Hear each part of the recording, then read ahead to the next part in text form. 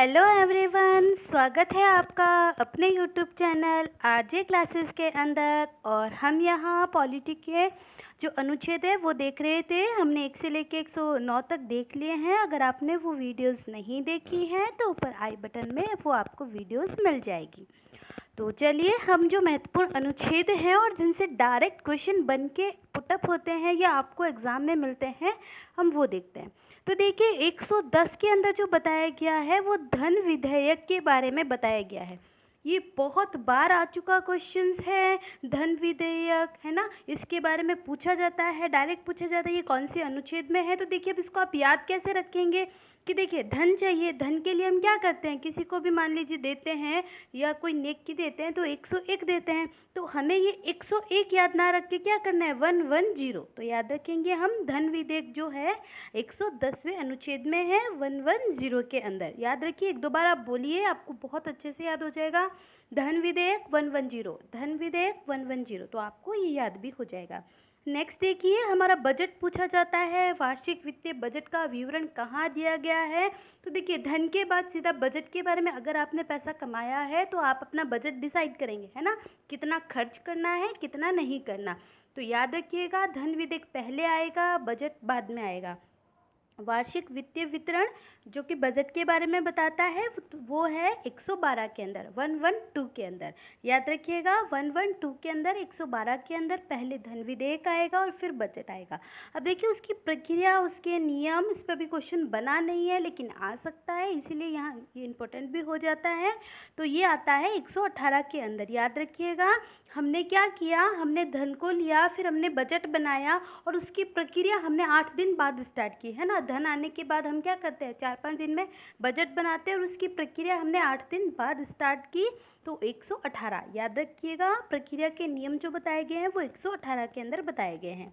अब बहुत मोस्ट है, अभी तक 1-2 बार क्वेश्चन इसका देखा गया है, बट अब डीपली क्वेश्चंस आते हैं तो ये भी मोस्ट इम्पॉर्टेंट हो जाता है कि संसद में प्रयोग की जाने वाली भाषाएं कौन सी होगी, किस प्रकार से प्रयोग करना है, ये हमें 120 अनुच्छेद में पता चलता है। याद रखिएगा, अनुच्छेद 120 के अंदर संसद में, मैं आपको संविधान के अंदर की नहीं कह रही, संसद उस मीटिंग्स के अंदर, अधिवेशन के अंदर आप किस प्रकार की भाषा प्रयोग करेंगे, ये अनुच्छेद बताता है 120।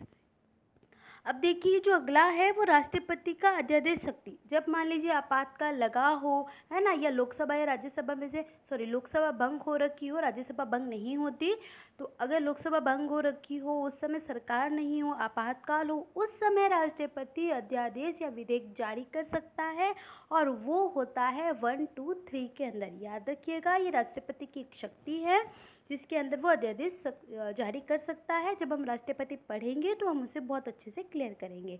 अभी सिर्फ और सिर्फ आपको इतना याद रखना है, राष्ट्रपति की अध्यादेश शक्ति 1, 2, 3 के अंदर, 1, 2, 3 के अंदर। अगर वही आपको पूछा जाए राज्यपाल के अध्यादेश की शक्ति, तो आप उसको बदल दीजिएगा, 1, 2, 2, 1, 3 के अंदर, बस, ठीक है। तो 1, 2, 3 के अंदर याद रखिएगा जो है वो है राष्ट्रपति के अध्यादेश की शक्ति। नेक्स्ट हम बात करें, अब देखिए, जब विधेयक आ गया, बजट आ गया, उसकी प्रक्रिया आ गई, राष्ट्रपति को शक्तियाँ भी मिल गई, अब आता है हमारा सबसे मोस्ट इम्पोर्टेंट, उच्चतम न्यायालय की स्थापना और उसका संगठन पूछा जाता है 124 के अंदर, 1 to 4। देखिए, हम कभी भी अपने देश में 1 to 4 नहीं कर सकते, है ना। किसी भी क्राइम को अगर आपने किया है तो सज़ा उसकी मिलेगी ही मिलेगी। तो आप वैसे याद रख लीजिए, 1 to 4 यानी 124 के अंदर है उच्चतम न्यायालय की स्थापना। नेक्स्ट हम बात करें, देखिए, जैसे ही आप किसी का गठन करेंगे, स्थापना करेंगे, उसका वेतन सबसे पहले आएगा। तो 125 के अंदर आ जाएगा उनका वेतन, और फिर 128 के अंदर आ जाता है हमारा सेवानिवृत्त न्यायाधीशों की उपस्थिति, कि कितने सेवानिवृत्त न्यायाधीश है, कितने उपस्थित होने चाहिए, ये सभी 128 में आ जाता है। वैसे अभी तक पूछा नहीं गया है, हाँ, उनका वेतन अनुच्छेद पूछा गया है तो वो आता है 125 के अंदर। अब हम बात करें 129, देखिए, महालेखा न्यायालय होना जरूरी है उच्चतम न्यायालय के द्वारा। महालेखा न्यायालय क्या होता है, ये एक प्रकार का, जो भी उच्चतम न्यायालय के अंदर, सॉरी, हाँ, उच्चतम न्यायालय के अंदर जो केसेस हुए हैं उनको लिखित रूप में रखा जाता है, ताकि जो बाकी केसेस हैं, जो नीचे के न्यायालय हैं, वो इनको पढ़कर इनके अनुसार उन पे फैसला दे सके, इसीलिए उसको कहते हैं अभिलेख न्यायालय, केसेस को रिटर्न लिखा जाता है। तो वो है अनुच्छेद 129 के अंदर। ये बहुत बार पूछा भी गया है और इसकी भाषाएं चेंज कर करके पूछी जाती है। जब हम क्वेश्चंस करेंगे तो आप वहाँ देखिएगा। नेक्स्ट हम बात करें, देखिए निर्णय और आदेशों का पुनरावलोकन, ये पूछा जाता है। न्यायिक जो पुनरावलोकन बाद में वापस होता है, निर्णय और आदेशों का पुनरावलोकन होता है, वो 137 के अंदर हमें बताया गया है। नेक्स्ट हम बात करें, देखिए उच्चतम न्यायालय में परामर्श करने की शक्ति जो राष्ट्रपति के पास है, उच्चतम न्यायालय से राष्ट्रपति परामर्श ले सकते हैं, वो 143 के अंदर है। देखिए अध्यादेश 123 और परामर्श की शक्ति 143। अध्यादेश 123, परामर्श जो न्यायालय से राष्ट्रपति लेते हैं 143 याद रखिएगा 144।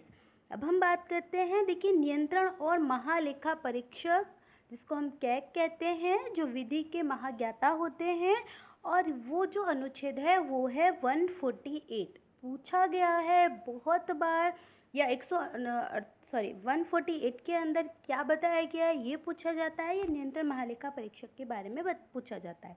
तो याद रखिएगा 148 के अंदर है।